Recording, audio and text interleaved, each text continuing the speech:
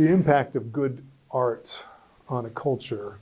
I mean, it's good art, there's bad art, and can you say, is it the quality of the art, is it the content that we can say that art is good or bad?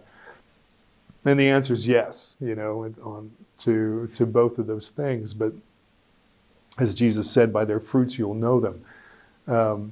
But it takes a theology of art that to frame it.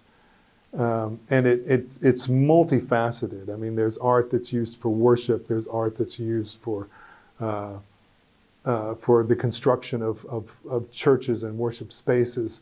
But there's art for the common good, architecture for the common good, and we have, particularly here in Europe, just beautiful examples of spaces that are created simply for human good.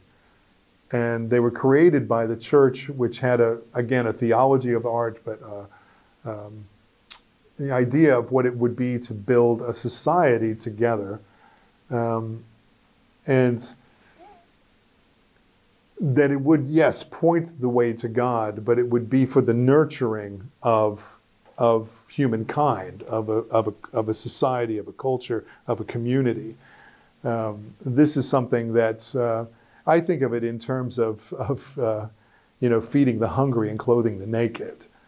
Like, when Jesus, in the way he ministered, he met the needs of people, and people were profoundly moved by that. And I think that these cultural investments on the part of the church can bear that fruit, can be evangelistic in not in an overt sense, but can be a point along a person's journey where they come in contact with beauty, are arrested by beauty, where their thoughts are lifted up to higher things, and ultimately to God.